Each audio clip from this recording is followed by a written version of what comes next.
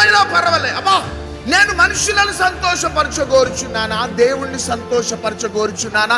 నేను మనుషులను సంతోషపరచగోరువాడినైతే దేవుని సేవకుడిని కాదు. అన్కాంప్రమైజింగ్ క్రిస్టియన్ లైఫ్ లీడ్ చేద్దాం.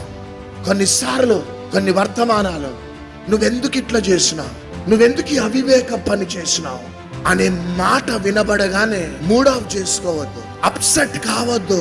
కానీ ఆ మాట నీ అంతరంగంలో చొచ్చి నరకానికి వెళ్ళవలసిన నిన్ను పరలోకానికి చేరుస్తుంది. నేను నల్గొండ ప్రాంతం నుంచి ఇక్కడ రావడం జరిగింది. ప్రతి ఆదివారం నల్గొండ ప్రాంతం నుంచి ఇక్కడికి వస్తాము.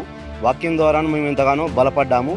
ఎందుకో మా కుటుంబం కూడా ఎంతగానో దీవించబడ్డది. ఎందుకంటే మేము చాలా బాధల్లో, నష్టాలలో, ఇబ్బందుల్లో కూడా మేము వచ్చాము. ప్రతిసారి వాక్యం ఉపదేశం వినటం వలన మా జీవితం కట్టబడింది. ఈరోజు మరి అభిషేకం గురించి చాలా బాగా చెప్పారు అయ్య గారు. ఆ అభిషేకము ఉంటే మాకు ఎక్కడైనా, ఏ స్థితిలో వెళ్ళినా, ఏ మార్గంలో వెళ్ళినా దేవుడికి కాపుదల ఉంటుంది. కాబట్టి దేవునికి వందనాలు. Praise lord.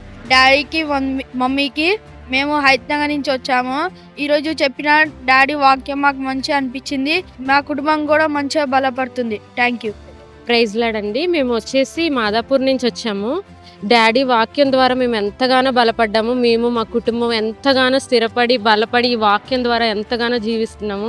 డాడీ కోసమని మాదాపూర్ నుంచి ఇక్కడ దాకా వచ్చాము. డాడీ వాక్యం ద్వారా మేము మా కుటుంబం ఎంతగానో సంతోషిస్తున్నామండి. ఈరోజు వాక్యము అయ్యగారు చాలా బాగా చెప్పారు. వాస్తవాన్ని చెప్పాలంటే మాకు అయితే మేము దాదాపు ఒక 12 సంవత్సరాల నుంచి వస్తున్నాం. వాక్యం ద్వారా మనకు ఏంటంటే మాకైతే కట్టు మా హృదయానికి తగిలే విధంగా ఆ వాక్యానుసారంగా ముందుకెళ్లాలని అయ్యగారు అయితే అసలు చాలా చక్కగా మనకు అర్థమయ్యే విధంగా చాలా మంచిగా వాక్యం చెప్పారు.